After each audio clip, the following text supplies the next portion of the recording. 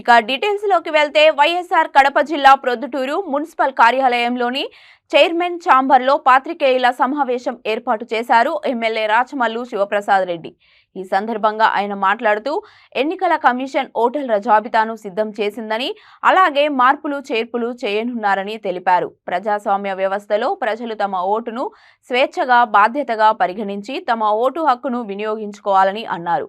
త్వరలో ఎన్నికల నోటిఫికేషన్ వెలువడనున్న సందర్భంగా ప్రజలు, వ్యాపారస్తులు డబ్బు వ్యవహారాలు, లావాదేవీలను బ్యాంకుల ద్వారా కొనసాగించుకోవాలని, లేని పక్షంలో పోలీసుల తనిఖీలతో ఇబ్బంది తప్పదని ఆయన హెచ్చరించారు. ఎక్కడ ఎన్నికల కమిషన్కు ఆటంకం కలిగించకుండా జాగ్రత్తగా వ్యవహరించాలని సూచించారు. అనంతరం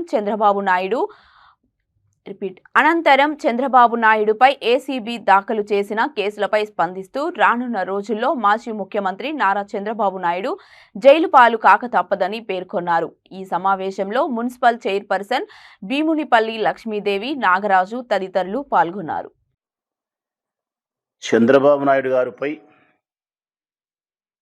అవినీతి నిరోధక చట్టాన్ని ఉపయోగించి నమోదు చేసిన కేసులు ఏవైతే ఉన్నాయో, ప్రజల యొక్క సొమ్మును ప్రభుత్వంలో ఉండి స్వాహా చేసినాడని చెప్పి ఏ కేసులు అయితే నమోదైనాయో, అందులో ఆయన 52 రోజులు రిమాండ్కి పోయి ఇచ్చినాడు.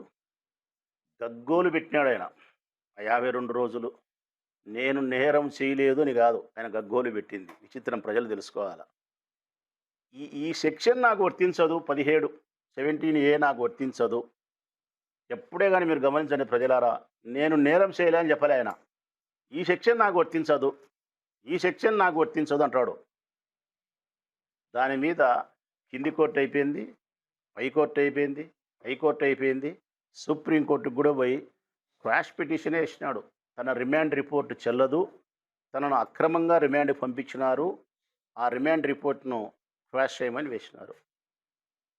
సుప్రీంకోర్టులో 2 జడ్జీలు ఉండే చోట ఇద్దరు భిన్నాభిప్రాయం వ్యక్తపరిచినప్పటికీ రిమాండ్ రిపోర్ట్లో మాత్రం ఒకటే అభిప్రాయం చేసినారు.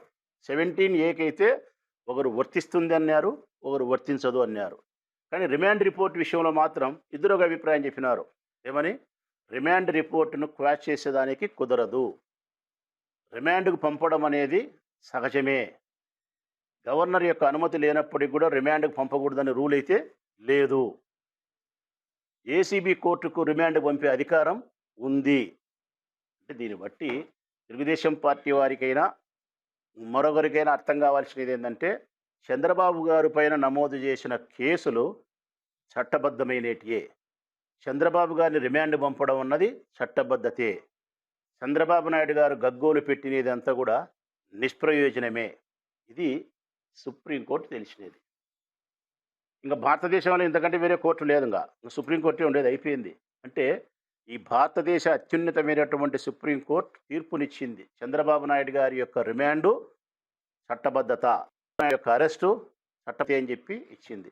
ఇది ఎవరికి విజయమో, ఎవరికి పాక్షిక విజయమో, ఎవరికి శాశ్వత విజయమో ఇంకా తెలుగుదేశం పార్టీ వాళ్ళే ముందుకు వచ్చి మళ్ళీ మీడియా ముందుకు వచ్చి సంఘాలు గుద్దుకుంటున్నారు. ఇది మాకు పాక్షిక విజయము, ఇది మరొక విజయము. ఎట్లా విజయం అవుతుంది మీకు?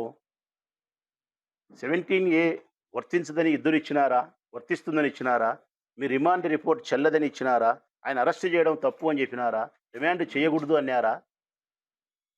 ఇంకా స్పష్టంగా జడ్జి గారు చెప్తున్నారు, 17A అనేది నేరస్తులను సంరక్షించడానికి కాదు అని చెప్తున్నారు. దాంట్లో చాలా కీలకమైన మాట. ఆ సెక్షన్ వచ్చినదే నేరస్తులను సంరక్షించడానికి కాదు, అందులో ఉండే చిన్న చితగా వెసులుబాటు